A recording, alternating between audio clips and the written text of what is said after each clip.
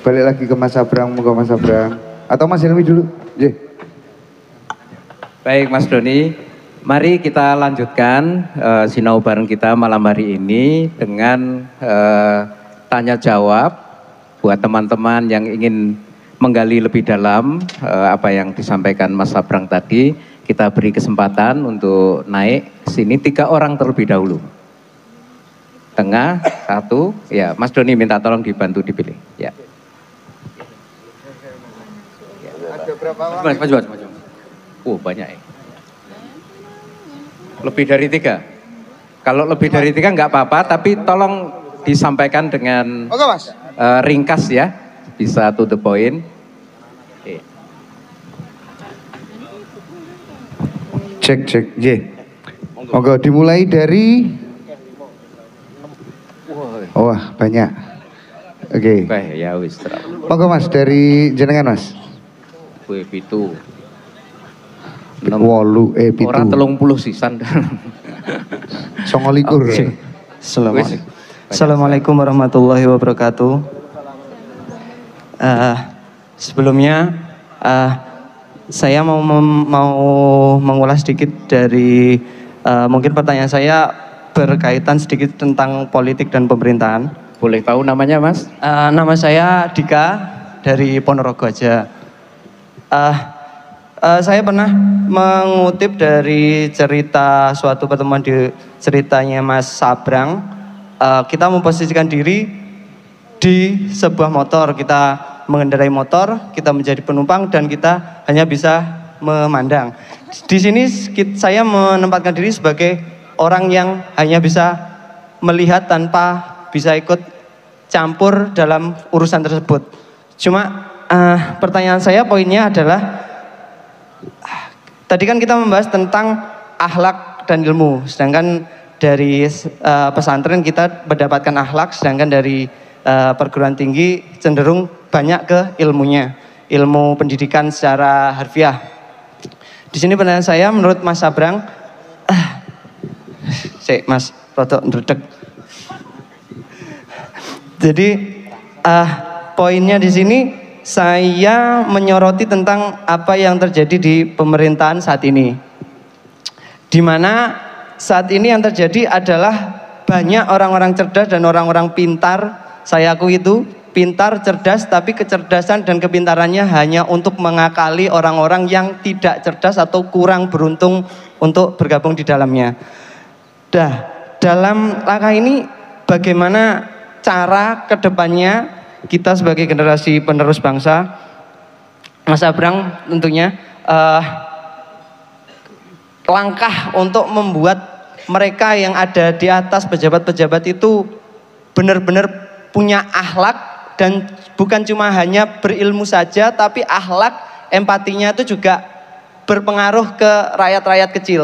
Jadi kan yang ada terjadi saat ini kan mereka terlihat kayak seolah-olah hanya ngakali. Apa yang terjadi saat ini yang mereka lakukan hanya ngakali kita. Nah, yang itu yang saya rasakan. Mungkin poinnya di situ. Oke, terima kasih.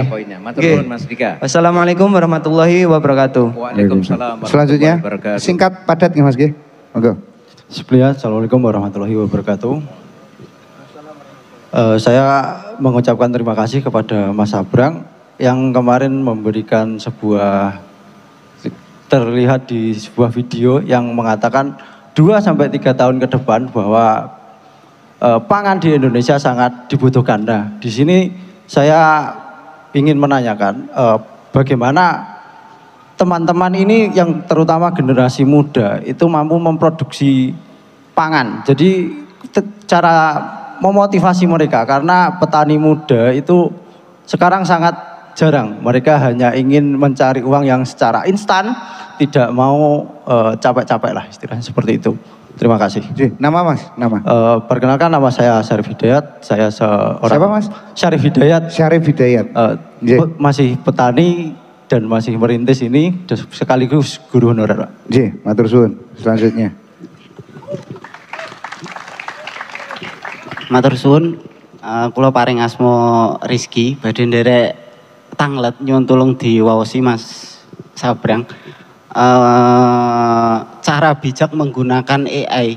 Ini misal ada case di mana bertanya kepada AI soal agama, itu batasannya seperti apa? Mungkin kalau misal kriterianya itu manusia, kalau mau bertanya masalah fikih itu mungkin bisa dengan kriteria sudah diijazai Fathul Qorib misal. Cuman kalau misal tanyanya ke AI itu gimana ya Mas ya? Soalnya AI kan nggak ada ijazahnya. Matur suwun Mas. J, matur suwun. Selanjutnya mohon dipinjami. Sudah megang mic? Oh, sudah Oke. pegang, nggih. Monggo, Pak. Assalamualaikum warahmatullahi wabarakatuh. Saderengipun selamat Hari Santri Nasional. Semoga santri Indonesia tetap jaya dan tetap membela NKRI harga mati. Niki kula mewakili tiyang sepuh-sepuh. Kula niki wong mboten sekolah ya. Pertanyaan kula namung kalih Mas Sabrang nggih. Untuk memberi akhlak yang baik, penanaman akhlak yang baik untuk anak-anak muda sekarang. Nak kaya wong biyen niku kalih wong tuane wis dibelajari akhlak apik, sopan santun, tata krama, anggah ungguhnya wong tuwek. Ning nak kula tingali sakniki cah sakniki teplok ndelok upin-ipin niki nggih akhlake pun padha kleru. Nggih. Nomor 2 niki untuk sing sepuh-sepuh nggih. Tirose Pak Yai kula tau ngrungokne taun dalil mantola umruhu wa as-sunnah amaluhu. Panjenengan sami para tiyang sepuh, para pejabat sampun diparingi yuswa panjang. Yuswa ingkang panjang menika panjenengan damel berbuat napa? Nggih, niku mawon matur suwun mewakili dari tiang-tiang sepuh se-Kabupaten Ponorogo. Kula niki saestu Pak, ngaji nggih mboten saged. Riyen niku ngaji mengkon mangan turutan dibong. Jarane men pinter ngaji bakne nggih mendo Al-Qur'an ora iso. Nanging alhamdulillah kula niki wonten YouTube nggih sering mengikuti ceramah Mbah Ainun nggih, mengikuti ceramah-ceramah Kiai Kondang. Dados masya kula niki mboten pinter agama insyaallah nggih. Muga-muga wong Ponorogo niki akhlake sae sedaya nggih. Tetep rukun, guyub rukun marang sanak kadang keluargane, tangga teparone, mitra kerja panjenengan nggih. Men uripe barokah, rezekine kathah, turah barokah, ndang iso padha nyang Mekah. Pun ngaten mawon matur suwun. Paring asma sinten, Pak? Kula Mislan Pentol. Mislan Pentol. Nggih, kula niki tukang warung dodolan ayam geprek, nggih roti cane khas Malaysia. Jenengan pinarak Mas Sabrang nak badhe niliki roti cane khas Malaysia. Griya kula pinggir gunung Kilen Wika Jambon. Nggih, matur nuwun, Pak. Mboten dodol pentol sakniki namung ayam geprek kalih roti cane. Nggih. Matur suwun sangat. Matur nuwun. Assalamualaikum warahmatullahi wabarakatuh. Waalaikumsalam warahmatullahi wabarakatuh ya. Monggo selanjutnya. Sugeng Dalu, perkenalkan nama saya Husen dari Madiun. Mohon izin juga menyampaikan banyak sekali terima kasih dari keluarga saya karena Mas Sabrang sudah membuat 2 lagu yang sudah dinyanyikan tadi, Sandaran Hati dan juga Ruang Rindu, di mana ketika bapak kali ibu padu kalau setel lagu ini mboten bisa sepadu karena memorinya masih melekat zaman bapak ibu itu saya kasemaran. Ngaten. Saya juga sudah membuat esai tentang itu dan juga sudah saya sampaikan dan semoga nanti akan sampai ke Mas Sabrang. Mungkin ini masih perlahan Mas, soalnya niku esai yang saya lombakan lah, kira-kira begitu. Pertanyaan saya tadi mengutip dari Masnya yang dari Ponorogo yang pertama tadi, yang menyampaikan analogi soal orang yang sedang berkendara atau dalam artian lingkar kehidupan, ada lingkar pengaruh, lingkar peduli dan juga lingkar perhatian. Di mana hal ini sekarang sudah mulai menjadi bias, di mana orang-orang mulai merasa hebat karena sedikit yang dia tahu, padahal banyak sekali orang yang lebih tahu daripada dia.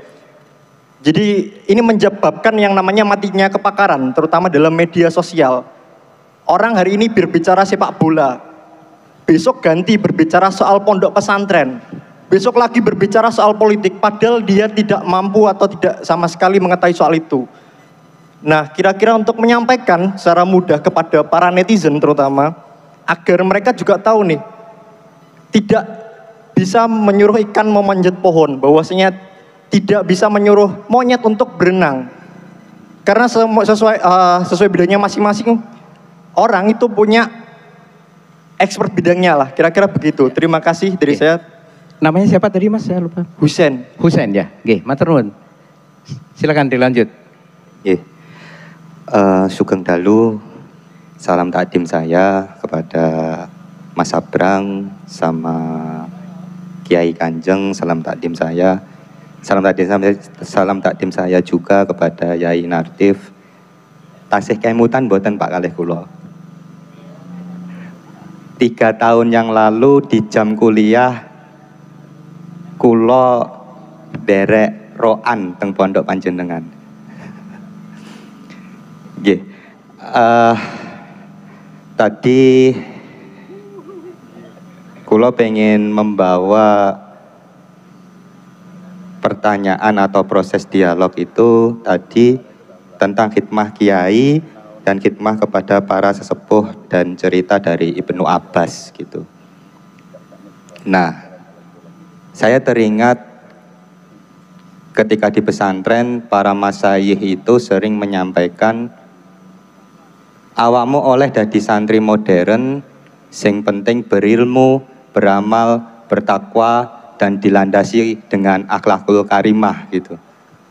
Nah, tapi kemudian dalam konteks adab ini menjadi proses yang cukup dilematis ketika kita pahami di era kontemporer hari ini gitu.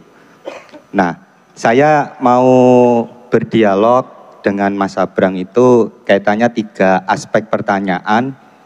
Yang pertama itu bagaimana kita merespon keadaan bangsa yang dihadapkan dengan krisis kebangsaan gitu. Krisis kebangsaan yang saya maksud bagaimana tindakan-tindakan yang bukannya saya mengeklaim atau menjustifikasi tataran birokrasi itu terlalu mengeksploitasi atau sewenang-wenang, tapi kemudian bagaimana kasus-kasus mulai dari Pertamina, kemudian berbagai kasus yang di situ mengakibatkan kedoliman yang terstruktur dan sistemik. Kalau saya argumen itu saya sandarkan kepada Bunyai Nur Rofi'ah, beliau ngedikan Islam itu lahir bukan di ruang kosong, tapi Islam itu lahir atas bentuk perlawanan terhadap kedoliman yang sistemik dan terstruktur gitu. Dan kita santri yang kemudian kita di pesantren dididik untuk komitmen kebangsaan dan komitmen keislamannya itu jelas. Sekali lagi, kita dididik untuk komitmen keislaman dan komitmen kebangsaannya itu jelas, maka kemudian respon menghadapi krisis kebangsaan ini seperti apa? Gitu. 3 pertanyaan boleh, Pak? Kebanyakan ya kayaknya. Dua. Aja ya. Satu kasihan di belakang satu kali lagi. lama. Satu kali lagi, Pak. Diringkas tapi ya. Nggih, satu kali lagi. Ini merespon tadi kaitannya artificial AI. AI ini dalam konteks literasi kita dipaparkan oleh data-data. Yang pertama, bagaimana minat literasi kita ini hanya 0,01%, artinya 1/1000 masyarakat Indonesia yang suka untuk melakukan membaca, melakukan menulis, melakukan penalaran. Dan kemudian kita dipaparkan oleh data-data kaitannya indeks pembangunan manusia di wilayah pendidikan. Indonesia masih tertinggal jauh, masih di angka 14%. Tertinggal jauh dengan konteks di tetangga negara kita, Malaysia sudah berbicara 27% dan Singapura sudah berbicara bahkan sampai hampir 40%. Nah, maka kemudian dalam konteks ini transformasi pendidikan itu kira-kira untuk menunjang kapasitas meningkatkan indeks pembangunan manusia di wilayah pendidikan itu bagaimana? Karena pemuda itu ke depan pasti menjadi generasi emas dan pemuda hari ini harus bisa memanfaatkan bonus demografi gitu. Sip, ya. Sudah bisa kita tangkap, Mas. Nggih, matur nuwun. Mas sinten tadi namanya? Samsul, Pak. Samsul, nggih, matur nuwun. Terakhir, silakan, Mas. Baik, sebelumnya terima kasih saya ucapkan kepada semuanya saja, kepada Mas Sabrang dan juga guru saya, Yai Nartib, dan semuanya saja. Langsung saja, karena tadi sudah banyak disinggung, mungkin pertanyaan saya juga nyambung kepada pertanyaan-pertanyaan sebelumnya.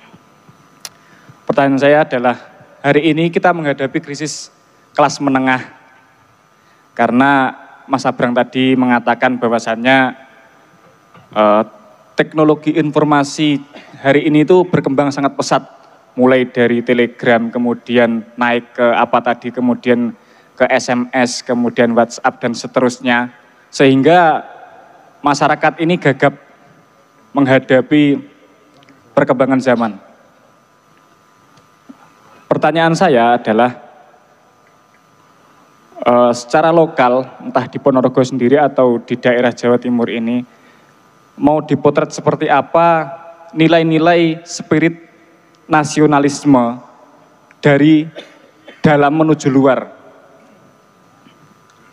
Kemudian langkah-langkah semacam apa yang harus kita lakukan untuk menumbuhkan spirit nasionalisme keluar, lebih-lebih dari ruang-ruang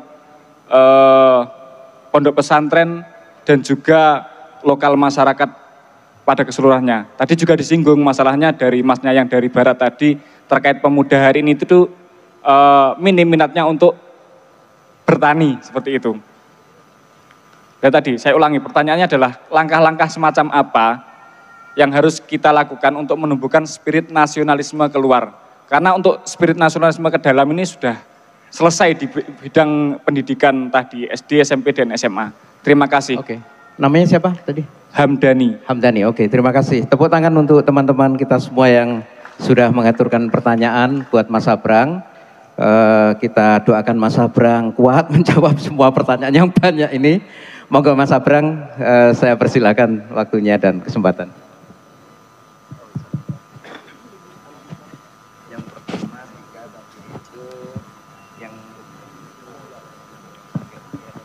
Yang tadi itu loh, analogi naik motor, dia naik motor tapi tidak bisa melakukan banyak hal. Nah, menyoroti pemerintahan itu gimana, itu banyak yang pinter tapi kok malah ngakalin sing ora pinter dan lain seterusnya tadi itu. Oke, bismillahirrahmanirrahim. Saya ada dua pilihan jalan, menjawab yang sebenarnya tapi agak rumit atau menjawab yang normatif tapi gampang. Apa namanya?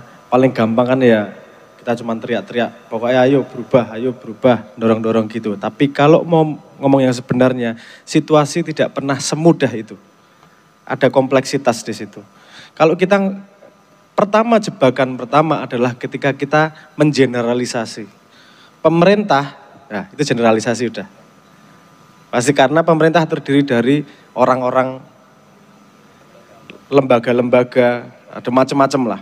Jadi seperti kita generalisasi temanmu misalnya, kayak pemarah kayak, yo enggak setiap hari marah juga, ada waktu marah, ada enggak kan gitu. Pemerintahan juga gitu. Jangan mengatakan bahwa semuanya pasti buruk. Ada keadaan di mana menjadi aktor yang baik itu tidak kondusif di situasinya. Kue arep apik, misalnya di lingkunganmu misalnya ya, ini ada sebuah daerah sini deket sini, yang beberapa tahun lalu terkenal karena semua anggota DPR-nya kegaruk bareng-bareng, sisa 2 atau sisa 3, karena ketahuan korupsi semua. Ini satu nggak korupsi ditendang sama yang lain. Ada satu kantor, ada satu yang tidak ngikut yang lain ditendang tuh pasti. Tidak mudah menjadi aktor positif pada situasi yang negatif. Karena dia harus berenang melawan air. Nah, itu jadi strategi kayak gitu, itu kalau Anda cuma ngomong gini, ayo toh berbuat baik, ayo toh demi rakyat. Apa yang terjadi di sini? Dia tahu apa yang harus dia lakukan, tapi dia menanggung resiko. Kowe ngongkon ra nanggung resiko, aku yang ngelakoni nanggung resiko. Kan gitu. Terus gimana caranya? Berarti disebar resikonya, kamu berani ikut nanggung resikonya. Gampangnya gitu ya teorinya. Tapi gimana melakukannya? Saya tidak akan ngomong terlalu detail teknis ya, tapi idenya adalah gini. Beri kekuatan pada aktor yang baik. Karena selama ini yang punya kekuatan adalah aktor buruk. Aktor buruk itu punya koneksi, iso bayar sebelah, iso bayar. Aku rapenar ngomong polisi, po hakim. Iso bayar. Polisi api yo oke kan ngono ki. Pak Hugeng polisi tidur. Apa enggak guyon-guyon ya. Oh, kancaku polisi yo akeh tenang ae. Apian karo aku. Gawe kesim. Ya. Nek ora nembak angel ya. Arep jujur ki angel banget nang Indonesia tenan wis. Arep jujur wae angel ya. Bukannya kita tidak mau, tapi karena kita tidak ada mekanisme untuk membuat aktor baik itu terlindungi di tempatnya. Kan gitu. Nah, ini pemecahannya hanya bisa pakai teknologi baru. Dan kalau tidak dilakukan bareng-bareng oleh yang pengen aktor baiknya keluar, itu tidak akan jadi kekuatan apa-apa. Nah, ini pemecahannya agak rumit ngomongnya. Karena harus ngomong mekanisme sosiologi, kan di lingkungannya. Mekanisme psikologi, mekanisme politik, mekanisme hukum. Nah, ini silang sengkarutnya banyak ini. Sampai sekarang saya menjelaskan detail kepada siapapun, pasti endingnya bengong. Bukan gak ada jawaban loh, ada jawaban. Cuman tidak semudah yang kita bayangkan. Karena kalau mudah wis beres ket biyen-biyen. Artinya pasti tidak mudah. Tinggal gini aja kok, kenapa dulu, zaman dulu itu agak lebih mudah mendandani sesuatu, karena tidak semua orang rasa pinter. Jenengan, kalau datang ke dokter, pernah bantah nggak sama dokternya? Anda sepertinya kena alergi. Oh enggak, salah sampean. Oh enggak percaya aku. Iki kerbon jin iki. Kenapa Anda tidak mendebat dokter? Karena Anda tahu ahlinya adalah dokter dan jenengan makmum manut sama ahlinya. Tapi itu hanya urusan kesehatan. Urusan liane. Urusan ekonomi, salah kowe. Urusan iki salah, kabeh dadi ahli wis. Seperti sampean ngomong kowe, kabeh dadi ahli, tapi dadi wong pinter. Sinau ming sithik-sithik, krungu sithik-sithik neng cangkeme neng sosial media buantere kaya ngono kae. Nah, itu tantangan zaman sekarang. Sehingga solusinya pasti juga beda dengan zaman dulu. Karena sekarang udah ada sosial media, cara komunikasi sudah berbeda, sangat cukup rumit. Kapan-kapan Cen tertarik tak jelaskan, tapi lebih gampang sebenarnya tak kayak barangnya lakoni bareng-bareng. Gitu sebenarnya lebih gampangnya. Karena sebenarnya kalau kelihatan nanti melakukan gimana itu mudah. Karena yang dibutuhkan itu yang dibutuhkan adalah kemauan bersama untuk berbuat untuk memperbaiki keadaan. Karena mayoritas Indonesia itu seneng ngongkon berubah tapi nggak mau dirinya berubah. Itu loh, mayoritasnya pengennya ayo toh berubah nih dirinya sendiri nggak mau berubah itu loh. Itu masalah terbesar kultural Indonesia, itu seneng nyuruh berubah tapi nggak mau dirinya berubah. Oke ya, saya jawabnya sampai situ aja ya, agar Anda tahu sedikit kompleksitasnya. Bahwa kita harus melihat lebih detail. Kalau jawabannya sebenarnya sederhana. Jawabannya adalah memberi kekuatan kepada aktor positif. Agar dia bisa lebih berbuat pada lingkungannya yang berat. Berat loh. Berat, kowe apike kaya ngopo kowe dadi wakil direktur njuk delok wah iki korupsi. Nek aku ngomong piye-piye aku dipecat, anakku mangan opo, sing nanggung duduku kowe nyangkeman berubah-berubah terus kowe ora ngrasake, makane anakku ora kongkan ngongkon. Artinya paham maksud saya ya? Mereka juga punya resikonya, artinya kita harus memberi kekuatan kepada mereka. Gimana caranya? Sampai saat ini mekanismenya belum ada. Karena ini situasi seluruh dunia seperti ini dan belum ada jawabannya. Aku duwe jawabannya tapi ra ono sing percaya. Karena aku penyanyi ora payu jarine. Oke, ra apa-apa wis. Ora apa-apa wis. Monggo, gitu ya jawabannya ya. Oke, yang berikutnya tentang generasi muda dan produksi pangan. Bagaimana anak muda kok tidak mau bertani kemudian? Itu contoh nyata. Ojo ngongkon orang berubah, tapi berubahlah. Karena gini, jenengan pikir jadi petani itu tidak ada resikonya. Beresiko toh? Oke. Seperti gini, kalau Anda naik gunung, terus ada jalan semak, Anda ngongkon, lewat kono lo, lewat kono, jalannya cepat. Tapi jalannya semak belukar, kan gak ada orang yang mau. Resikonya ditanggung kok. Kalau Anda ingin membuat perubahan, kamu jalan duluan, buat jalan setapak, sehingga orang yang lewat berikutnya tahu. Nggak harus nyari jalannya, karena sudah Anda ambil semua susahnya, ambil semua ribetnya, terus kemudian Anda tinggal nurunkan ke generasi berikutnya. Dan lihat, pegang omongan saya. Kalau Anda menunjukkan sukses, sing pengen melu mesti akeh. Wong sing pengen sugih ki akeh. Ming ra ngerti carane. Sing pengen apik ki akeh, ming ra ngerti carane. Makanya kalau Anda pengen anak muda balik ke pertanian, cari celah. Karena itu tidak sederhana. Orang yang urusan nandur, urusan dodolan, urusan logistik. Indonesia pernah salah satu kementerian ngei pelatihan, ayo toh buat karya, apa kreatif, wes gawe kabeh, baru kita takon dodolen nang endi? Ya urusanmu lah, ya miso. Kowe iki ngongkon-ngongkon aku gawe, tidak menyediakan pasarnya, off-takernya siapa, dan seterusnya. Mereka bukan tidak mau berjalan, tapi ambil kesulitan dalam perjalanan mereka. Itu yang namanya pionir, itu yang namanya pejuang. Ngoten nggih? Jalannya jelas ya. Sak durung ngongkon wong liya, ambil dulu, lakukan dulu, sehingga kowe iso ngajari sing tau tok lakoni. Ora ngajari meng teori gitu. Ngoten nggih? Aman nggih? Lakoni, sip. Oke, berikutnya tentang bagaimana cara bijak menggunakan AI, terutama berkaitan dengan soal agama tadi. Mas, iki urusannya bukan AI atau urusan ijazah kok. Urusannya siapa yang berani nanggung dosa. Nek kowe takon karo kiai ini duwe ijazah segala macam, pinter kowe mari manut sing nanggung dosane sing ngandani, ngono to. Kalau nanya AI, dia akan coba tunjukkan banyak pendapat dari banyak mazhab. Dia akan menunjukkan macam-macam. Terus Anda harus memutuskan sendiri. Sing nanggung dosa awakmu dhewe, wis sing diwegahi to jare.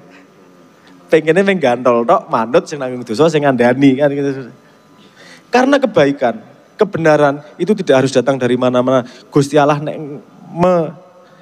meletakkan kebenaran lewat tai aja bisa kelihatan kebenaran. Tak ceritanya, ini agak belok sedikit nggak apa-apa ya, saya cerita sedikit. Karena video terakhir saya itu ada yang namanya Noel itu nanya, Mas, dasku mumet Mas bahas tai. Aku, opo iki bahas tai arek-arek ini. Oke, saya bercerita. Bagaimana tai bisa mengubah sebuah peradaban. Mboten apa-apa lagi cerita nggih. Cerita di antah berantah yang lain. Itu cerita itu terjadi sekitar tahun 18-an. 18 berapa gitu. Kita di Indonesia itu urusan ngising ket biyen aman. Gawe jumbleng atau ngising neng kali selesai. Orang Eropa di Inggris waktu itu nak ngising bingung piye carane. Satu-satunya cara adalah belajar dari kucing. Gimana caranya? Ngerak lemah, disingi, ditutupi. Wes. Semakin padat penduduknya, suwe-suwe sing iso dikeduk Kak, semakin sidik to. Terjadilah keributan antar tetangga karena tangga ngising neng halamane tanggane.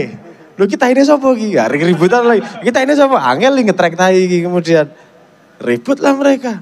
Akhirnya tai teng bletrek teng ngendi-ngendi. Akhirnya dibuat yang namanya selokan sederhana lah. Di mana tainya ditampung, dilemparin ke sungai. Dah.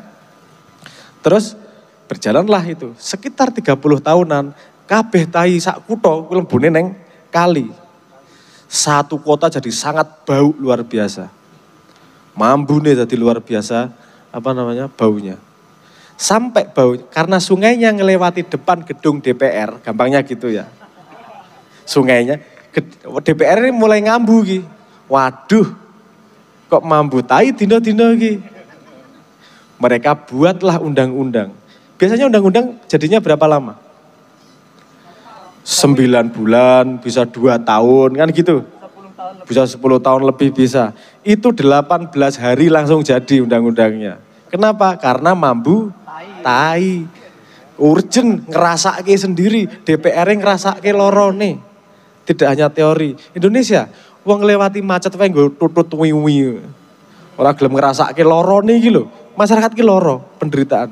Nah, karena itu akhirnya 18 hari jadi undang-undangnya dibuatlah gorong-gorong. Mereka merasa kalau harus bikin gorong-gorong, aku harus bikin yang bisa kepake selamanya. Mereka 16 tahun bikin gorong-gorong di bawah kota yang kepake sampai sekarang. 185 tahun, nggak usah tiap tahun buka gorong-gorong kaya proyekan nang Indonesia. Sapa ya? Dudu sing neng gorong-gorong lho, maksudku. Dudu sing foto neng gorong-gorong, dudu kuwi beda. Beda. Tapi padha gorong-gorongnya ya. Jadi apa namanya? Saya pengen mengatakan bahwa bercerita bahwa tai we iso dadi pelajaran go kita gitu loh. Pelajaran itu kita belajar dari pengalaman itu bahwa ketika DPR merasakan langsung penderitaan rakyat, bikin undang-undang yang sesuai dengan maksud rakyat, itu cepat dan cekatan. Karena mereka ngerasake lorone. Nah, mereka orang ngerasake lorone iso tahun-tahunan. Sorry saya agak belok ke sini, cuman mau ngomong gini, kebenaran, pelajaran itu tidak ada syarat datang ke manusia. Warzukni fahma, pemahaman itu rezeki. Iso saka ngelamun, iso saka GPT, iso dari mana-mana. Dan menurutku kalau Anda mau cari kebenaran, mending Anda putuskan sendiri mana yang benar. Bukan berarti omongan kiai salah ya. Omongan kiai itu memudahkan. Tapi jangan lupa, di dalam kemudahan Anda menyerahkan kedaulatan. Untuk yang tidak tahu, untuk urusan kesehatan itu tadi, serahkan kedaulatan keputusan. Gak apa-apa. Untuk yang Anda tahu, coba cari yang bisa Anda ambil tanggung jawabnya. Cen ora gampang urip nanggung dosane dhewe iki. Paling enak iki menggendolan, wis manut, urip mati manut kiai, dosa neraka melu kiai. Wis enak banget iki uripe ngono kuwi. Nek kiyaine mlebu surga. Nek suaramu njuk didol ning partai, ya aja salah kan gitu. Saya enggak ngomong semua kiai ya, ojo loro ati. Karena ada yang pura-pura jadi kiai, bener enggak? Ngakune kiai nganggo ban Vespa ning kok ban Vespa apa sene? Nganggo surban ning ndase, sok-sokan ngono kae, gayane sebenarnya cuman aktor politik. Akeh. Kowe ngerti ya? Aku ora perlu ngomong wonge sapa, ora enak ngomong isih dadi pejabat saiki. Paham ya maksud saya ya? Ngapunten. Oke. Saya kesana. Berikutnya tentang menanamkan akhlak kepada generasi muda dan tentang hadis Nabi khairun nasi man tala umruhu wa hasuna amaluhu. Sebaik-baik manusia itu yang umurnya panjang dan bagus amalnya. Dalam hal ini refleksinya apa sih yang diperbuat oleh para pejabat ini dengan usia yang panjang diberikannya. Begitu. Mengajarkan akhlak. Kita belajar dulu tadi sudah belajar soal pendidikan ya di kelas ya. Saya mau tanya pelajaran yang lain. Jenengan yang punya anak kecil, anaknya ketika jalan kaki ngajarinya gimana? Belajar jalan itu. Ditetah. Sebelum ditetah dia udah nyoba sendiri belum? Nyoba-nyoba jatuh-jatuh. Pakai kalimat nggak ngajarinya? Dek, kaki kanan berdiri dulu gitu nggak? Kenapa? Karena belum paham bahasa. Artinya belajar pakai bahasa itu jenis pembelajaran kedua setelah belajar dari mengamati dan mengikuti. Pendidikan akhlak paling baik adalah memberi contoh, bukan ngajari pakai ilmu, pelajaran. Bukan pakai kata-kata, tapi memberi contoh. Gimana pun kita ngongkon anaknya apik, tapi kelakuannya wong tuane bejat, dia akan lebih nyangkut contohnya itu daripada kalimatnya. Nah oke, ini kalau anaknya masih kecil, bisa dikasih contoh. Nek wis gede lah kadung. Pendidikannya seratekan. Apa sudah? Karena gini, anak itu ada limit belajarnya. Ketika kecil, itu anak bisa semua bahasa di dunia. Bisa dialek. Tapi semakin dewasa, dia semakin kekurangan kemampuan untuk bisa mengeluarkan jenis kata-kata tertentu. Kenapa? Karena dengerin orang tuanya. Contoh lain, kalau Anda punya anak, nggak pernah dengerin musik sampai umur 12 tahun, selamanya dia akan nggak bisa main musik. Pelajaran psikologinya kayak gitu. Karena ada waktu tumbuh otaknya. Ada waktu tertentu sudah kekunci, nggak bisa belajar lagi. Waktu tertentu kunci, nggak bisa belajar lagi. Kenapa umur 40 tahun jadi dewasa? Karena otak kanan sama otak kirinya mulai nyambung. Sebelum itu masih tumbuhnya sendiri-sendiri. Jadi ada pembelajaran dari masa lalu yang berhubungan dengan sains otak sebenarnya. Dan itu cocok. Nah ini tadi gini, kalau orang anaknya sudah gede, itu yang mampu membuat dia berubah adalah keadaan yang tidak enak.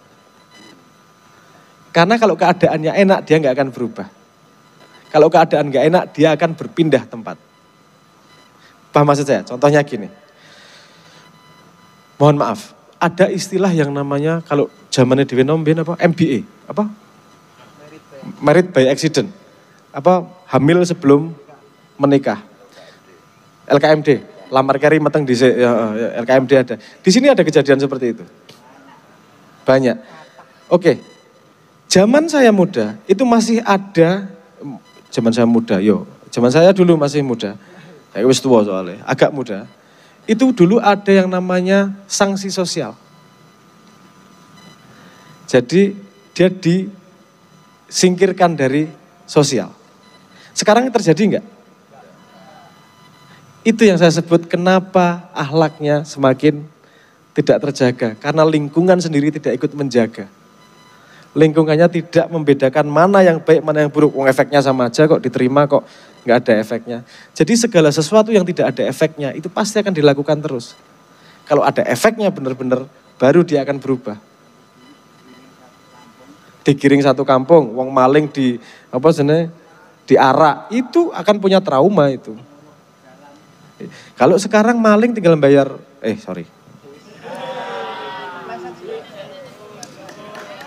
Oke. Perawatan. Oke. Tapi paham maksud saya ya. Paham maksud saya bahwa orang akan berubah itu kalau dia pada posisi yang tidak enak. Sehingga teman-teman muda di sini paham, ketika kesempatan paling besar untuk tumbuh adalah ketika patah hati. Kenapa? Kalau patah hati ngopo-ngopo ra enak, bener? Gue gelem ngelakoni apa wae selain ora enak gue. Nek gue pas patah hati kon melayu maraton 10 kilo gelem gue mesti. Wis bangane lorone ati wis tak lakoni wis. Itu kesempatan besar untuk menumbuhkan diri. Artinya untuk memperbaiki akhlak kita harus disiplin dengan siapa yang kita kasih enak atau tidak enak. Contoh nih, aku nggak seneng sama oligarki, pengen Indonesia hilang dari oligarki. Neng gue bendino tuku barangnya oligarki. Gak akan ada perubahan sama sekali. Duit sewu itu ngaruh. Rek. Kelemahannya orang kaya itu apa sih? Kelemahannya politisi sama kelemahannya kapitalisme itu sama. Cuman dibuat lupa aja. Kelemahannya politisi itu konstituen. Kelemahannya kelemahannya kapitalisme itu konsumen. Sak suge-suge wonge, nek barange ra ono sing tuku, mesti berubah. Mesti berubah. Contoh. Misalnya ada enggak di Indonesia perusahaan yang secara terbuka mendukung LGBT? Enggak ada. Kenapa? Sekali dia ngomong mendukung LGBT, enggak ada yang mau beli. Ketika sanksi sosialnya terjadi, membuat mereka akan berubah akhlaknya. Kenapa? Karena ada sanksi sosial. Kita nggak usah ngomong dari hati atau tidak, yang penting berubah sih kan gitu. Ya artinya memang kita mempengaruhi perilaku orang lain. Tapi nomor satu, sebelum ngubah orang lain kita harus berubah diri kita sendiri. Disiplin, wegah aku tuku iki karena iki. Nah, cah-cah nom Jakarta kuwi, iki rada lumayan ngono-ngono kuwi. Bisa dicontoh itu. Misalnya gini mereka, saya ngobrol sama teman-teman terus aku nggak mau beli itu. Kenapa? Karena buatan Israel. Ngerti apa rek iki soal Israel? Cacah nom iki. Tapi mereka benar-benar nggak mau beli karena pengen menghukum Israel. Mereka tahu kekuatan mereka sedikit. Tapi kalau semua melakukan itu akan jadi tekanan yang besar. Paham maksud saya? Nek perilaku nih sing tok pilih elek, sesuk aja pilih meneh. Sekarang kenapa mereka tetap bisa terpilih lagi? Karena tinggal bayar 1.000 kepilih meneh. Jangan salah kalau kemudian kamu dapat orang yang salah karena murah keputusanmu. Tidak ada sanksi sosial dari yang dia lakukan. Kenapa pemerintah kayak gini terus? Karena tidak ada sanksi sosial. Lihat ketika ada sanksi sosial viral langsung berubah loh. Viral langsung diubah peraturannya. Viral langsung meminta maaf. Kenapa? Karena ada sanksi sosial. Artinya siapa yang bisa mengubah Indonesia? Kita semua rakyat. Kalau mau memberi sanksi sosial. Oke, detailnya nanti ya. Tapi intinya jawabannya adalah seperti itu. Umur panjang tadi. Dipakai untuk amal kebaikan. Nah, bagaimana dengan para pejabat-pejabat kita itu? Tadi refleksinya begitu. Saya pernah diceritain begini. Tadi pertanyaannya gini ya. Umur panjang untuk berbuat kebaikan. Pejabat-pejabat itu piye gitu. Tuhan, sepemahaman saya, itu interaksi dengan manusianya tuh unik. Sesama pelajaran untuk kita semua tuh kurikulumnya pribadi. Tidak ada kurikulum sekelompok orang. Semua punya perjalanannya sendiri, punya masa lalunya sendiri, punya pengalamannya sendiri dan seterusnya. Saya pernah dengar ceritanya, saya dengarnya dari Simbah itu. Jadi kayaknya beliau baca dari Israiliyat kalau nggak salah. Jadi ceritanya ada di kampung nelayan, ada orang yang sangat soleh dan ada orang yang sangat jahat. Jadi orang yang sangat soleh itu sebelum mati, dia, Tuhan mbok saya minta dikasih ikan ini sebelum meninggal. Sampai meninggal nggak dikasih. Ini orang yang jahat ini umurnya panjang, minta apa aja dikasih. Mbok saya minta ikan dikasih, minta bojo dikasih, minta apa dikasih semuanya. Ada yang gak terima. Ini Tuhan gimana sih? Orang sejahat ini, kok kamu kasih terus? Orang sebaik ini justru tidak kamu beri apa-apa. Kata Tuhan, lewat Jibril katanya ceritanya. Saya yang tahu semua dramanya. Kenapa saya kasih terus? Agar dia habiskan pahalanya di dunia. Agar nanti di akhirat tinggal keraknya. Bakar kabeh. Tak panjangin umurnya. Ini kenapa orang soleh itu nggak dikasih apa yang dia inginkan, biar saya habiskan dosanya. Baliknya, nanti biar bersih ke neraka tanpa nanggung dosa apapun. Artinya kita tidak bisa mengisi rapot teman. Kita nggak tahu rencana Tuhan terhadap dia seperti apa, sama sekali. Yang menurut saya yang kita bisa lakukan adalah apa yang Tuhan maksudkan kepada kita. Kalau kepada orang, monggo. Karena kita juga bukan nabi toh. Ada di sini yang nabi, mohon angkat tangan. Kalau nabi kamu bertanggung jawab terhadap orang lain. Kalau duduk nabi, wis rasa sok-sokan bertanggung jawab pada orang lain. Kecuali orang lain memberi mandat seperti kepada pemimpin. Ketika rakyat sudah memberi mandat kepada pemimpin, dia orang mikir orang lain, dosanya ndek kabeh. Kalau kita yang rakyat jelata, kata para DPR, jelata, yus mikir wong liya, duduk nabi kok. Saya bertanggung jawab di hadapan Tuhan. Yang ngelakoni seapi-api ditakoni jawab, dijaluke wangi-wangi kalau bisa dan seterusnya sebaik-baiknya menjadi manusia. Mungkin itu yang bisa saya sampaikan. Berikutnya tentang matinya kebakaran di medsos. Ingat ya tadi pertanyaannya, matinya kebakaran di sosmed, sosial media. Saya sudah ngomong sejak 10 tahun lalu sama pemerintah. Betapa bahayanya sosial media karena kita akan kehilangan pakar itu tadi. Dan saya sempat ngomong gini yang jadi video, yang jadi ribut. Saya ngomong pemerintah itu pengkhianat loh sama Pancasila. Kok iso?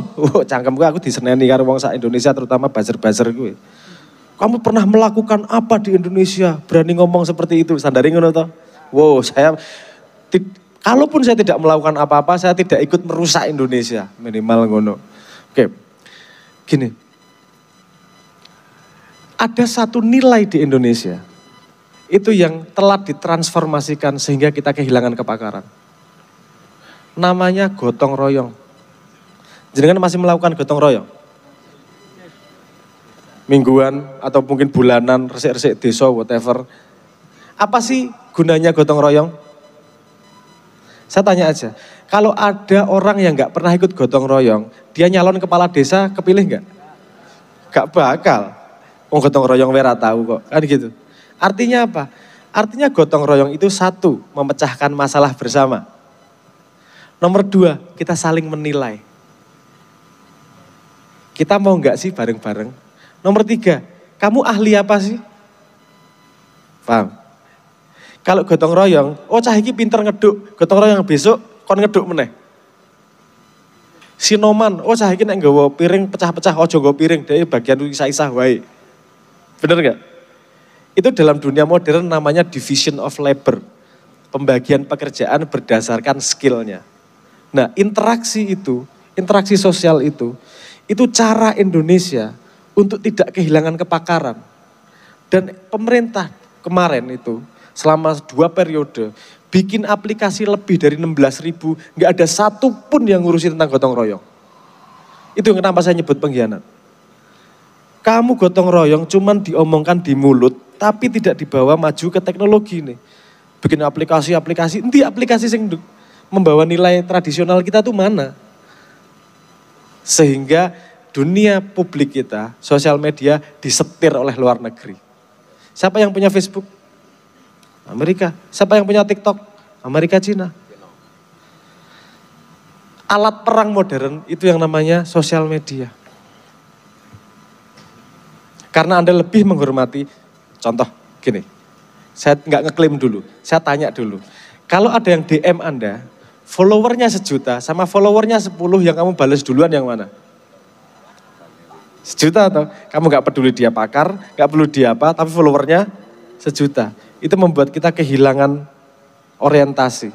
Yang penting tuh yang pinter atau yang populer. Populernya kenapa? Itu ada pertanyaan lagi. Oke. Ini gak apa-apa ya aku ngomongin ini neng di sini ya.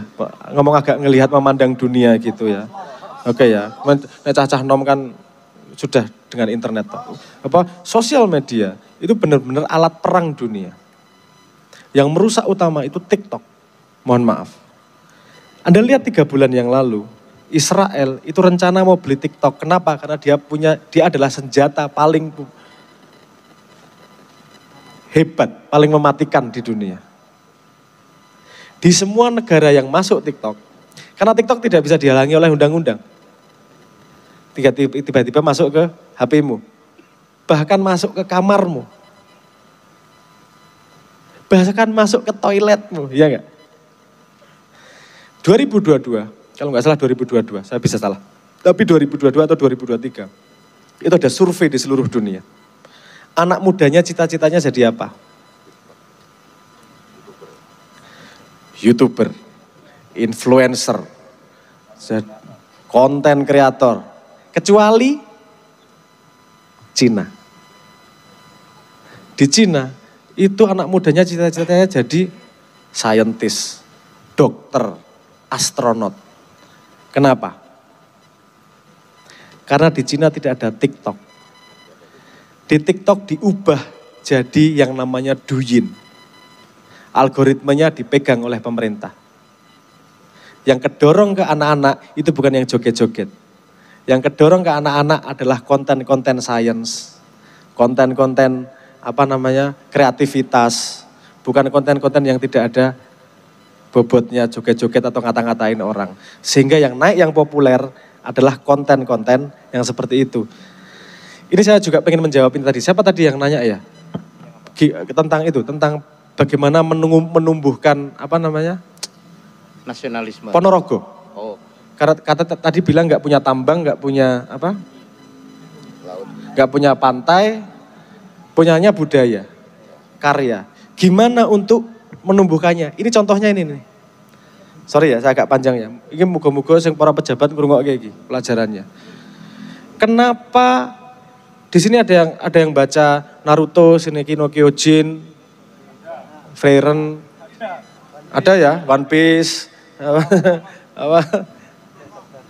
Sun Gokong.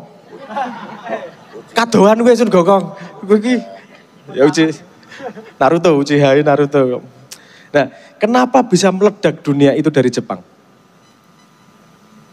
Karena ada yang namanya kompetisi. Ada sebenarnya gampang kok. Mereka membuat yang namanya Shonen Jump. Shonen Jump itu apa sih? Itu adalah sebuah majalah yang keluar mingguan. Para yang membuat karya itu kalau keluar di situ artinya dia tinggi di hadapan teman-temannya. Sehingga mereka berlomba-lomba membuat karya. Outputnya, karyanya jadi sangat banyak. Sehingga ada yang sampai muncul ke dunia. Adanya kompetisi. Dengan kompetisi itu ada yang menang, ada yang kalah, itu yang gak tahan. Tapi seharusnya dengan kompetisi itu, kompetisi yang sehat akan menghasilkan talent yang sehat. Korea, kenapa bisa jadi populer seperti itu luar biasa? Karena ada kompetisi. Dikasih pengurangan pajak dan seterusnya, sehingga terjadi kompetisi, karyanya banyak. Dari semua karya itu paling nggak melahirkan Blackpink yang keluar dunia. Melahirkan apa sebenarnya sistemnya yang cah lanang-lanang kayak BTS, BTS Lester, behind the scene, BTS itu sampai ke level dunia. Kenapa datangnya dari mana? Datang dari kompetisi yang gagal bisa puluhan ribu, tapi yang berhasil membawa yang lain ke atas. Itu kompetisi. Indonesia pernah terjadi, kalau Anda mau meneliti. Di Jogja, sekitar tahun 80-an, 70-an, itu dunia penyair sangat naik. Kalau Anda lihat, kepenyairan sangat tumbuh di dunia itu. Kenapa? Karena ada majalah yang namanya Horizon. Siapa yang masuk ke Horizon, dia dianggap tinggi oleh yang lainnya. Kenapa dianggap tinggi? Karena masuknya susah. Kalau masuknya gampang, malah nggak dianggap tinggi. Sekali kompetisinya diakali, ini ponakanku lebokke, nggak berguna lagi.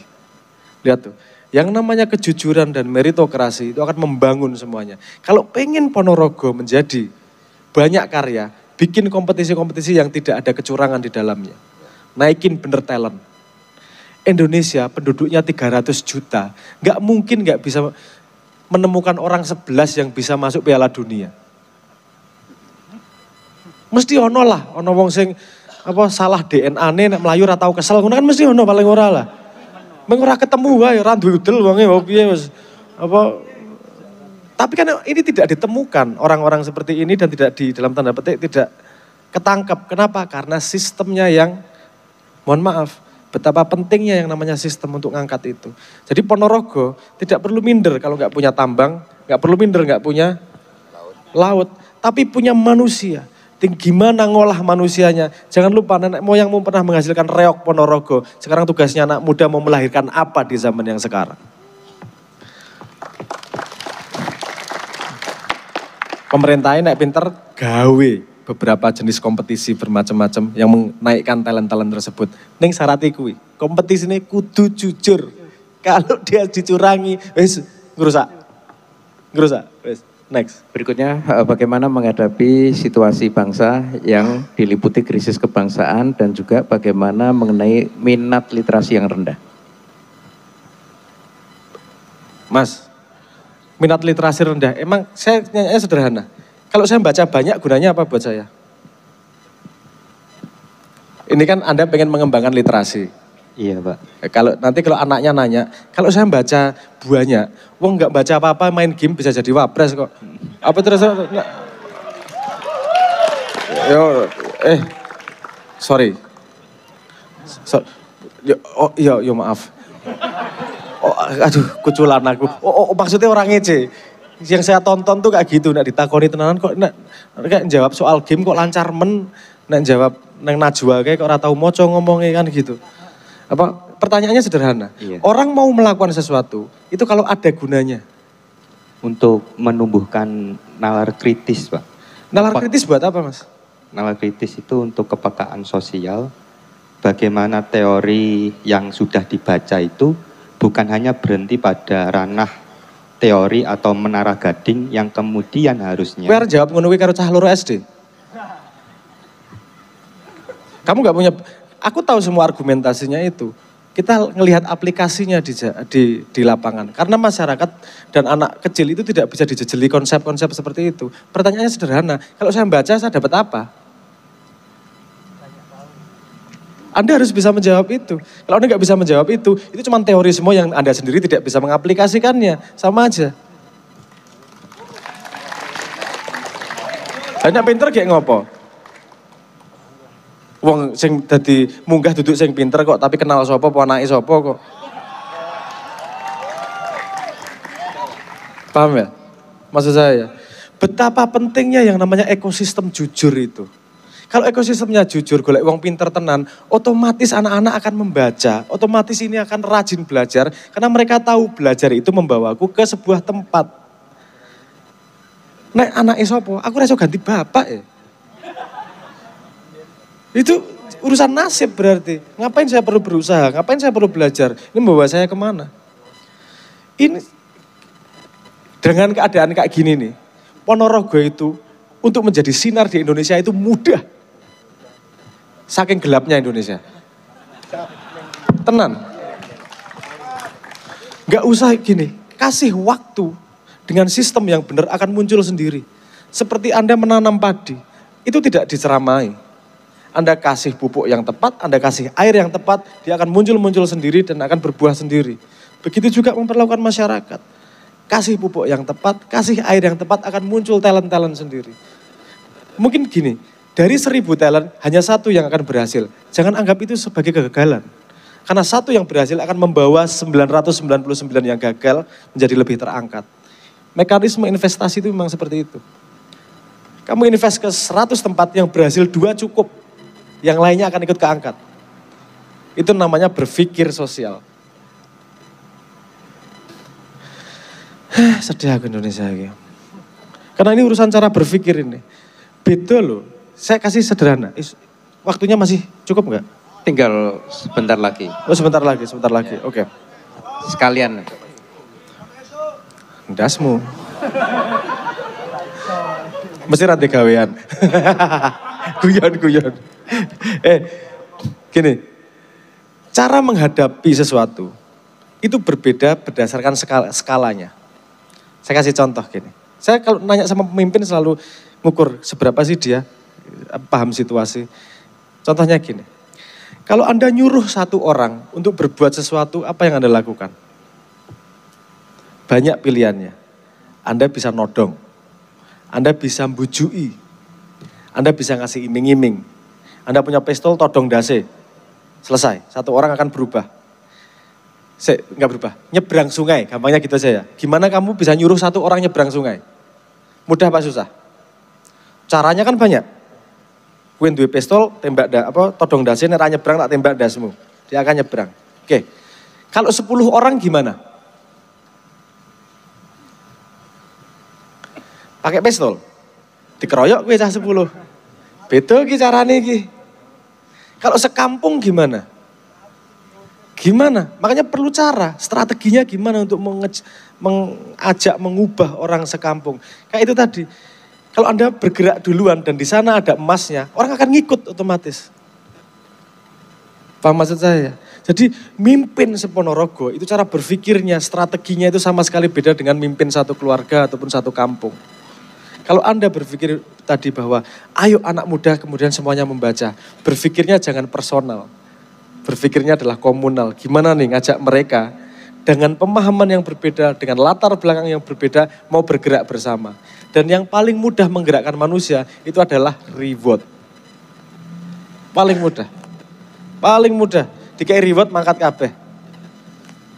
Aku baru tahu itu, dikasih tahu teman saya di kantor, itu kalau saya mau beli beli raket nyamuk. Terus katanya, ojo tuku mas, nunggu tanggal kembar. Apa tanggal kembar? Jenengan tahu tanggal kembar? Tahu ngerti, aku gak ngerti tanggal kembar. Terus terang, gak ngerti tuh sampean dia. Tanggal kembar itu kalau gak salah tanggal 9 bulan 9 gitu ya. Tanggal 8 bulan 8. Itu online shop, itu diskonnya banyak ternyata. Kalau tanggal kembar itu. Jadi belinya nunggu tanggal kembar. Ketika ada reward, kenapa mereka terus melakukan itu? Karena ada bukti bahwa ketika ada reward, orang terdorong untuk beli. Ini makanya penting belajar psikologi dan sosiologi itu. Gimana sih gerakin orang nih? Oke, gini, kalau Anda serius di situ, ini serius orang yang cangkeman konsep loh ini, pengen ngajak orang ini sebagai konsep orang, Anda serius pengen nyemplung di masalah itu. Saya kasih satu keyword, Anda pelajari itu. Terus kemudian untuk bisa membuat program yang bagus gimana? Satu keywordnya namanya oktalisis, catat. Oktalisis, apa itu? Anda cari di internet, Anda cari di di WA, itu gimana cara membuat orang bergerak dengan motif yang berbeda-beda. Nek Chen serius Arab ngurusi masalah literasi, Anda baca oktalisis, kemudian bikin implementasi di masyarakat. Itu bukan barang matang ya. Mau oktalisis juga langsung ngerti carane, enggak gitu. Itu mempelajari manusia. Tapi manusia itu beda di tiap daerah. Jadi Anda tahu ilmu dasarnya, coba diimplementasi di Ponorogo, lihat hasilnya seperti apa. Anda punya teori yang jelas bisa direplikasi di daerah yang lain. Nek serius, monggo. Itu ada pintu yang saya berikan. Oke, matur nuwun. Terakhir Mas, bagaimana langkah-langkah supaya nasionalisme itu bisa dibawa keluar? Terakhir. Langkah-langkah agar nasionalisme itu bisa dibawa keluar. Kita punya sesuatu yang bisa dibanggakan, selesai. Kalau kita nggak punya apa-apa yang dibanggakan, izin Mas. Karena nasionalisme itu butuh simbol, bukan konsep. Simbolnya apa? Anda membanggakan Indonesia. Siapa yang nggak tahu banggakan Indonesia? Mungkin nggak ada pilihan lain selain Gibran ya yang bisa dibanggakan ke dunia ya. Loh, katanya, ini ono videonya juga di... Katanya kan beliau wakil presiden terbaik sepanjang masa, nek salah. Ya oke, mungkin itu benar dan bisa dibanggakan. Berani Anda membanggakan ke dunia? Berani? Oh coba banggakan. Gak apa-apa, mungkin itu bisa menginspirasi yang lain untuk bisa lebih nasionalis. Kenapa dulu Pak Soekarno itu pakai strategi mercusuar? Bikin Monas, bikin Semanggi, gedung-gedung besar. Karena dia pengen mencari sesuatu yang bisa kita banggakan bersama. Mungkin itu yang dimaksud dengan membangun wush ya. Biar bisa kita banggakan bersama. Mungkin itu maksudnya. Saya berusaha berprasangka baik loh ini. Tiba-tiba kalau gini ya mungkin saja saya salah kan gitu. Tapi saya mencoba berprasangka baik. Mungkin itu. Tapi gini, lihat. Anda ingat Aryani? Siapa? Penyanyi yang di Siapa Aryani, siapa namanya? Putri Aryani. Itu yang jadi ikut American Got Talent, lihat nasionalismenya kayak apa. Indonesia di mana-mana di YouTube, itu orang Indonesia, keluar semua Indonesia. Megawati Hangestri, yang di Hangestri loh. Volley. Dudu sing lulusan SMA. Apa sebenarnya? Sorry, astagfirullahaladzim. Maaf. Yo, piye yo aku ngomong kenyataan men njaluk maaf ki piye lho. Tapi sudah honoris causa ya 12 ya. Wah, itu ngeri. Wah, jegur. Yang volley, pernah tahu? Ya, lihat komennya. Dan kenapa dia sangat dihargai di Korea. Karena kemudian industri bola voli langsung ramai luar biasa. Siapa yang ngisi? Wong Indonesia. Wong Indonesia wong paling kurang gawean sak donya. Kuwi nek sosial media itu aktifnya luar biasa. Luar biasa aktif. Sampai gini nih. Anda lihat orang yang nonton Alip Bakta terus kemudian ngasih review. Itu cuma buat narik penonton Indonesia. Karena orang Indonesia jadi nonton, dia dapat viewer, semua komennya bangga. Wah, Indonesia, aku Indonesia. Itu memang orang kita dan seterusnya lah. Gimana? Nasionalisme keluar? Gampang. Sesuatu yang dibanggakan. Problemnya adalah kita punya sesuatu yang dibanggakan by chance, tanpa sengaja. Bukan diproduksi oleh pabrik. Paham maksud saya ya? Megawati keluar sendiri. Dah, habis itu gak ada terusannya. Putri Aryani keluar sendiri, gak ada terusannya. Saya tidak pengen membandingkan, tapi lihat negara lain yang mengekspor juga. Ada loh terusannya. Setelah Blackpink, BTS, terusannya sama meneh, terusannya Korea, Jepang. Dari yang dulu bukanya pakai Goku. Dragon Balls. Yang membuat dunia, terkenal di dunia. Dragon Ball zaman musik cilik. Gue orang lahir paling. Bisa jadi rencana karo wong tuamu paling. Itu Dragon Ball keluar situ populer luar biasa. Padahal nama-nama Dragon Ball itu nama sayur. Ya aku udah diceritani cah Jepang yang guyu aku. Ngerti lah aku jenenge Vegeta. Apa kuwi artine sayur kuwi artine timun. Aku jeneng pahlawan timun artine. Saya ngerti bahasa Jepang sapa gak paham aku, tapi ada regenerasi nih. Dari Goku, terus kemudian Naruto belakangan iki, Naruto. One Piece zaman karo Naruto nggak jauh. Sebelum itu masih ada Bleach sebelum itu Himura Kenshin, ada Ninja Hattori ndase. Yo beda kategori tapi yo bener gue. Yo ora salah Ninja Hattori beda kategori tapi oke. Ini kategori manga. Sebelum itu kan ada kok sebenarnya Sailor Moon, betul Sailor Moon. Zaman itu Sailor Moon. Ya, jenengan masih muda itu ya Bu ya. Berubah candy, candy dan seterusnya. Lihat, banyak karena ada pabrik yang memproduksi karya terus menerus. Sehingga mereka punya alasan untuk bangga terus menerus. Kita ini belum punya pabriknya. Kalau kita sudah punya pabrik untuk menghasilkan karya-karya yang mendunia, insya Allah akan keluar sendiri itu. Dan kita orang yang paling paling nasionalis serasa wedi. Deloki yang paling, sampai ada kalimat gini dari pelatih badminton Cina. Kamu tidak juara dunia sebelum mengalahkan di Indonesia.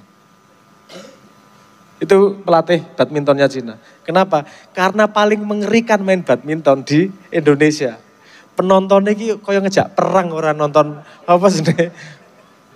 orang nonton badminton. Cangkeme katanya buanter banget ketika berteriak itu. Dan kenapa? Karena kita haus akan kebanggaan itu loh.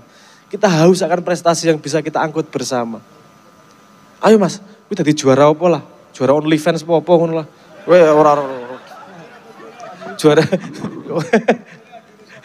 Itu akan membuat kita jadi punya bahan yang dibanggakan itu tadi. Santri, oke. Nek Anda bisa membuat kelas dunia. Saya dulu pernah ngusul kayak gini, mohon maaf pada santri-santri. Pagar Nusa. Aku kebetulan juga jadi duta Pagar Nusa. Raiso silat, misalnya silat lidah. Pagar Nusa, itu kalau satu anggotanya jadi juara UFC aja. Kabeh wong karo Indonesia ngene wis. Gimana Dagestan bisa sangat terkenal hanya karena satu Khabib Nurmagomedov. Ya. Kalau Indonesia satu, kowe arep nganggo ilmu lembu sekilan, arep nganggo ilmu whatever, ilmu tanduran ora apa-apa, wis. Wis kowe nguntal gotri men ra mempan antem ora apa-apa. Mlebu nang UFC dadi juara. Kowe jariai nyenengke wong sak Indonesia wis. Luar biasa itu. Artinya jawabannya sederhana. Gimana nasionalisme bisa keluar kalau kita punya prestasi. Simbol prestasi. Berarti PR-nya terkait bagaimana kita membuat pabriknya seperti itu Mas? Ya itu kalau tanggung jawab yang diberikan oleh penyelenggara negara. Kalau secara pribadi, ya rasa nunggu pabrik. Engko ngene meneh, ayo gawe pabrike, ngongkon meneh kowe dhewe gak gelem berubah. Enak kongkon niku. Sing gak enak iki tandang. Tandang sing penting iki. Ayo tandang apa yang bisa kamu tandangi. Enggak harus besar, enggak harus kecil. Apa sing iso tok tandangi. Nek Gus Allah ngejabai, Anda akan menjadi titik kebanggaan Indonesia tersebut. Amin ya rabbal alamin. Matur nuwun. Nggih, kula tambahi sekedap. Urip niki penting selamat mboten? Penting. Mati niku penting selamat mboten? Penting. Syaratnya selamat niku soge apik nopo dadi wong pinter? Apik. Saiki pemimpin sing dadi iku rata-rata apik, pinter apa sugih? Sugih. Sing milih golek wong sugih ki rakyat apa mereka yang ya apa? Rakyat. Berarti sing salah sapa jane? Pola keterpilihan itu menjadikan apa yang kita saksikan hari ini. Kalau yang kita nikmati adalah nafsu-nafsu sesaat, pingin mangan, pingin sate, pingin kemewahan-kemewahan singkat, maka ya jangan salahkan kondisi. Itulah hasil dari yang kita perjuangkan atas nafsu kita sendiri-sendiri. Jadi kalau di dalam diri kita yang menomor satukan adalah kemuliaan, engkau sing dadi pimpinan wong mulya. Kenapa peradaban Madinah itu sebegitu dahsyat? Padahal Nabi niku ndungone Allahumma akhini miskinan amitni miskinan waksyurni fi zumratil masakin. Ya Rob, jenengan paringi kula gesang miskin, mati kondisi miskin, tutup fakir loh ya, miskin loh. Miskin itu orang daulat atas dirinya sendiri, tapi yo kangelan tenan, kaya Mas Fatawi ngene iki. Tapi saiki wis sugih. Mbiyen miskin banget mergo gak rabi-rabi. Saiki wis sugih mergo ndek bojo. Jadi kemiskinan Nabi tidak menjadi alasan beliau terdegradasi dari Nabi. Kenapa? Karena orang Madinah memilih orang mulia. Maka muncullah masyarakat Yasrib yang sebegitu dahsyat, awakmu adoh Ponorogo toko Madinah iku dadak niru Kanjeng Nabi Muhammad. Sing awak dhewe ojo cacak nasabe. Tonggone ora awak dhewe. Terus gelem-gelem derek-derek Kanjeng Nabi. Berarti acuan utama hidup dalam Islam itu adalah kebaikan, kemuliaan, baru kepandaian. Baru kepandaian. Ternyata hari ini kepandaian juga gak patek, dibutuh niku imang. Aku naik pinter nggo ngopo. Alhamdulillah Mas Sabrang aku S2 dan resign jadi dokter, jadi dosen. Mergo nggo ngopo kuwi imang lho. Sorry le, aku gak mulang neh le. Mergo nggo ngopo. Sesuatu yang saya perjuangkan sekian rupa itu, kemuliaan itu mentah. Kalau ilmu itu hanya pada tataran tulisamu, wis rinio wis, gak usah kuliah mbak aku tak kayak BCA. Karena yang sedang diperjuangkan orang hari ini hanya sekedar nominal nilai, bukan aplikasi dari apa yang dipelajari. Jadi siapapun kaya iki arek-arek sing tahu, makanya ceritanya memang si yang dikenang dari saya itu bukan biar diulang ngene orang Mas Abrang, dijak ngecor. Jadi aku iki mulang tasawuf cah kuwi, delok dalan bolong, kowe iki belajar tasawuf kok gak aplikatif. Terus nggo ngopo? Kur gedubus nang Facebook, tidak aplikatif, nggo ngopo? Maka sesuatu itu kalau tidak dibumikan, dia hanya menjadi peristiwa-peristiwa langit. Nun sewu, hari ini saya betul-betul bersyukur di hadapan siapapun yang mempersembahkan frekuensi cintanya kepada Indonesia.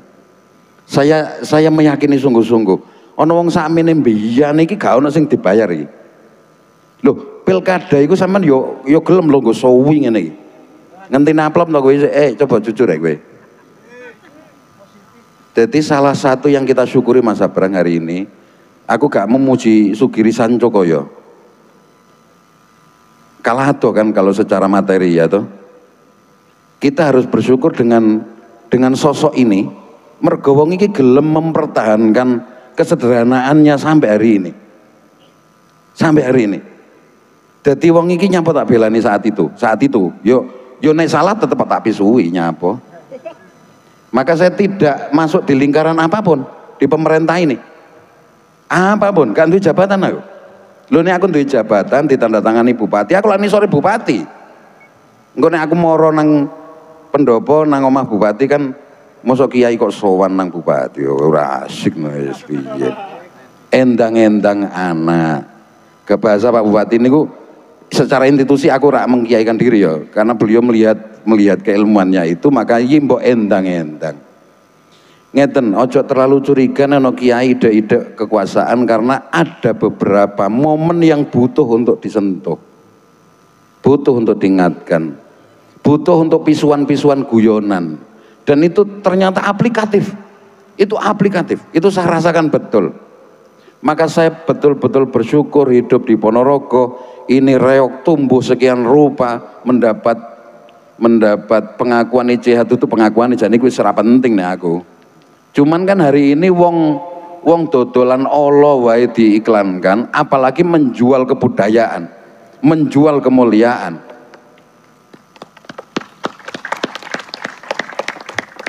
Wingi niku enten sarasehan ICH UNESCO untuk muga-muga pesantren itu diakui secara kelembagaan oleh ICH UNESCO.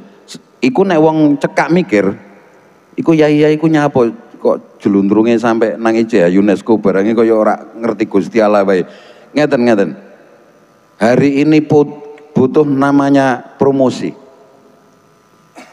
Coba sing tahu mondok temen sampai lulus angkat tangan.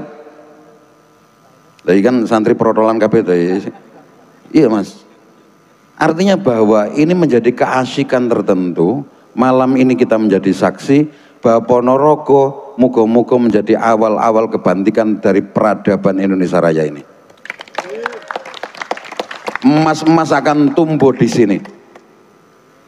Iki ono anakku jenenge Ahmad iki tau tak eling niki, iki YouTuber ada iki. Apamu ojo motongi videone mbae aku ngono ya cak. Tapi apa enggak cinta mbek mbae kuwi? Apa enggak ngupload ae? Oh, berarti cintane. Karena saat itu saya mendengar statement yo izin toh. Kembali terakhir penutup saya. Maka urip niki ternyata ngapunten nek masa sugih gak sugih. Kula niki melarat tuwuk banget e. Tuwuk banget e. Wis ngene lah cah saiki endi sing gelem mlaku sekolah 24 kilo wis. Endi wis? Aku mlaku 24 kilo teko Mbito nang Jombang. Di saat orang tua saya punya motor, punya sepeda. Idealnya tak cengklak terus ngono iso. Ternyata saya ambil hikmahnya hari ini. Betul Mas Abrang, ternyata salah satu metodologi pendidikan adalah kesengsaraan. Wahai bapak, wahai ibu, jangan takut anakmu sengsara karena mereka akan menjadi tulang yang padat